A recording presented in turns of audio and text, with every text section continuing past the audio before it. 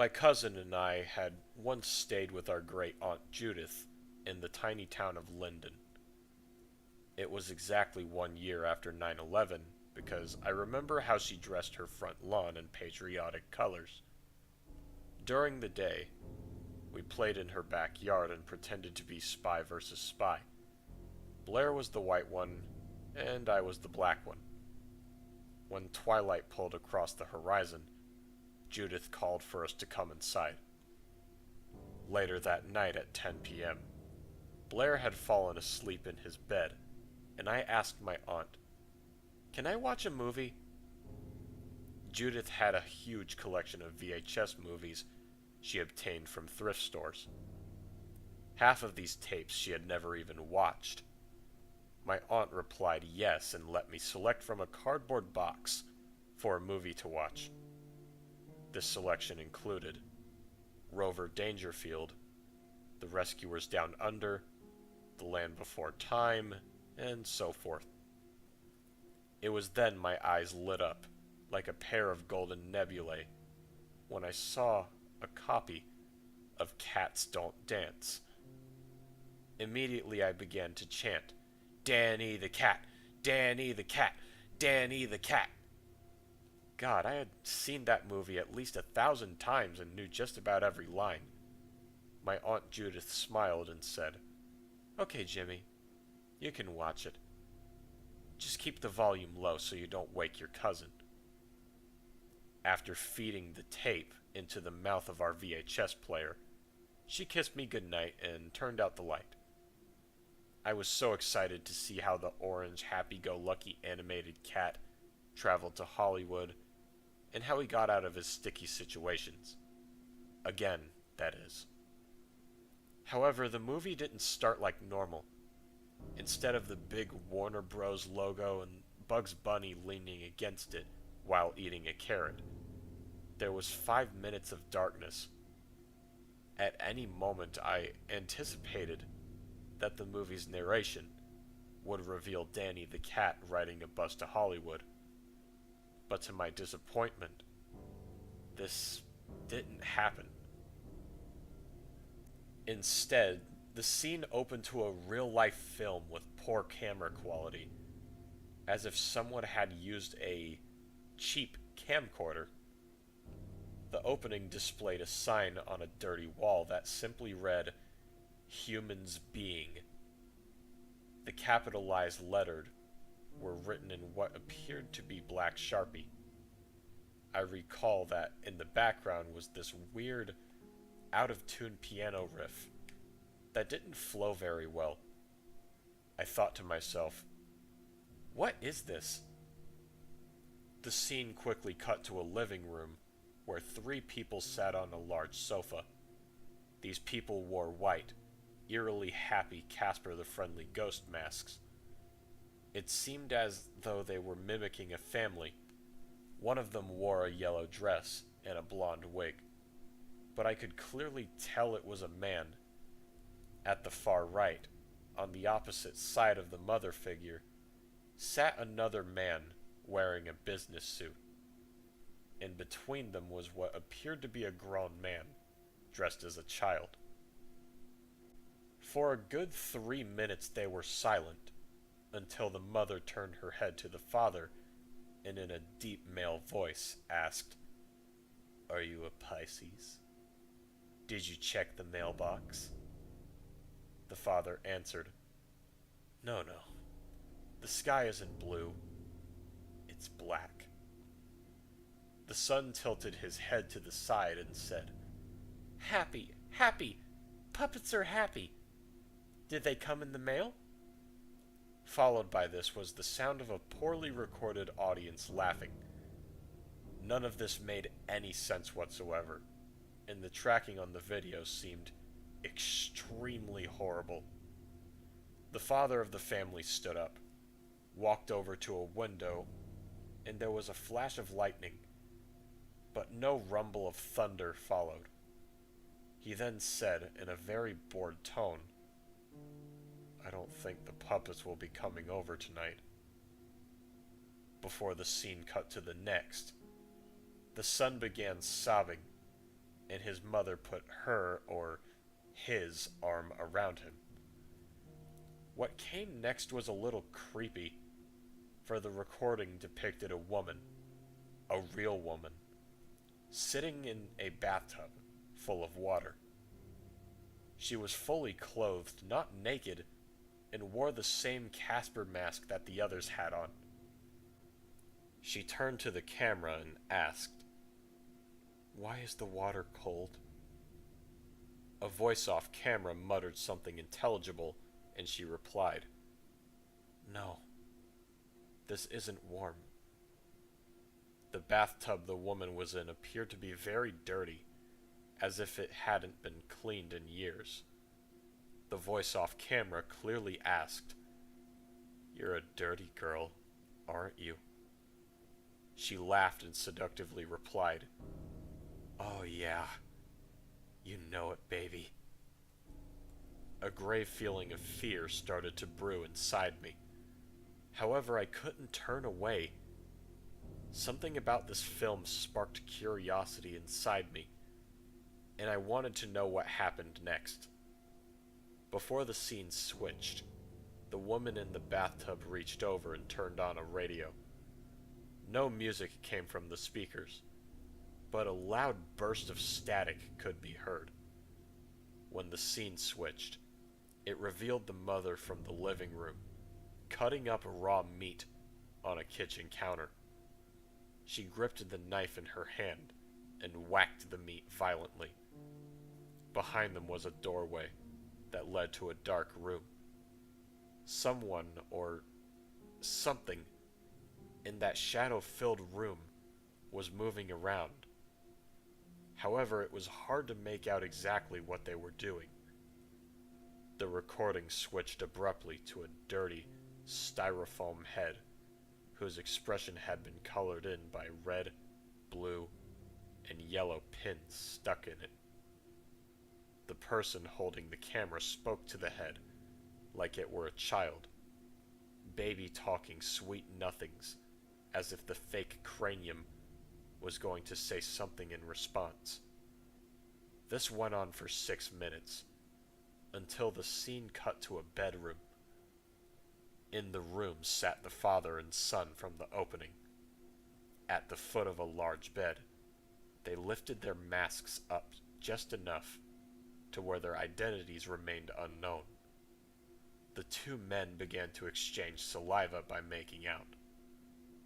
This bothered me, seeing as I had never witnessed two grown men kiss each other. Behind them on the far wall was the sign that read, "Humans Being." Static interrupted their lustful actions, and the next scene showed the mother violently slapping the woman from earlier. The surrounding room was filthy, and the floor appeared to be covered with animal feces. The mother, in her deep voice, screamed, "Why haven't you checked the mail?" Contrary to the happy Casper mask she was wearing, rage and hostility tainted the atmosphere. The woman cried behind her childish mask and replied, I don't know." The mother slapped her again. This time you could hear the force of impact, and exclaimed, "I'm supposed to be getting a birthday card! How can I celebrate my birthday if I don't receive the card?" The woman tried to crawl away, but was overpowered by the mother, who pinned her down onto the feces-covered floor. "I don't want to do this anymore!" she screamed. "Please! Let me go!" This is where I knew something was definitely wrong. My childish intuition told me to alert my Aunt Judith at once. The mother figure in the recording pulled out a knife, held it against the woman's throat, and screamed, "I'll slice you open, cunt! Don't test me!" Then came a brief cut of some long, dark hallway, and the scene switched to the woman suspended upside down from the ceiling of a grim room. She cried and cried, but the expression on her mask remained happy, A voice off camera growled, "Do you know why humans are being?" The woman continued to sob and didn't answer the question. Suddenly, a naked man, wearing a black hood over his head, stepped into the room with a machete in hand. Fortunately, before I could witness any dismemberment, I rushed over to the VHS player and ejected the tape. I frantically turned around and noticed that my younger cousin had been awake the whole time. At some point during the movie, he woken up and there was no telling how much Blair had seen. A horrified look on his face stared at me and he asked, "What are you watching?" I explained to him that it was supposed to be Cats Don't Dance and that I had no clue. We ran to our aunt's bedroom and told her all about the ghost masks, the creepy people, and how scared we were. At first, Judith didn't believe us and told us that the movie was a Casper the Friendly Ghost VHS that had been placed in the wrong package. However, my aunt viewed the tape the next day and couldn't believe what she watched. See, I never finished the entire movie, but overhearing the conversation my aunt had with the thrift store where she purchased the tape included words such as blood, torture, and depraved sex. The police came to her house and confiscated the video. Since then, I never found out what the meaning behind humans being was, nor do I want to know. But what I do know is that somewhere out there, a psychopath is freaking out because they have a copy of Cats Don't Dance instead of their snuff film. And that was Humans Being, written by Craneknewitt. Alright, review time. This is underrated. This is a hidden gem. I love this story so much. Not just because of how real it feels, not just because of how believable it really is, like it really comes off to be, but also because most of it is left up to the imagination. Looking through the events of the story, it comes off as some guy's snuff film at first, but if you look deeper, you start to realize that this means something, and you're supposed to deduce what possible meaning it could have. I'm going to describe what I think this VHS tape is about. For starters, the beginning with the family. Are you a Pisces? Did you check the mailbox? The Pisces part could be referring to, oh, are you absent-minded, forgetful, disorganized? She's referring to the father. And I think the father is somewhat of a representative for the man who made the tape, or the man who wants the tape. Maybe he is into being called names like this. No, the sky isn't blue, it's black.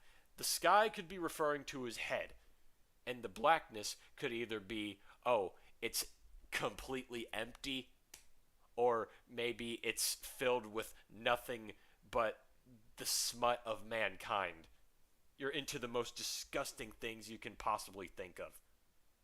Happy, puppets are happy. What I think this, implies is that, have you notice in the ending, there is a woman hanging from above. And that's something that you could do with a puppet. Hang a puppet above ground. Do you know why humans are being? What I think that means, what I think it means is, why are humans so belligerent? They don't want to listen to you. Because obviously, this lady didn't want to listen to them. I think the lady was sort of referring to that lady, not that girl that didn't want to be in the film anymore and was having the knife held up against her neck. Humans are being ignorant, belligerent. They don't want to be involved. They don't want to do they don't want to do what I say, we say. And that is some really that makes for some really good like mystery right there. I love how much this story makes you think. I love it. If you want to write a mystery, this is a good example of it. The only two small, like relatively minor flaws I have with this story is why was this in a Cats Don't Dance cover of all things? And not to mention, there were a few spelling errors here and there. But overall, I definitely loved the story. Spelling errors can be fixed up on. My final rating on this pasta would have to be a 9 out of 10. Definitely a solid 9. Um, Crane, you did a fantastic job on this story. Um, I wonder if you've done more, honestly. With that being said, this is simply my personal opinion. We all have our opinions regarding these pastas. What did you think of the pasta? What would you have done to improve upon it? And as always, I will see you all in the next narration. I love you all. Bless.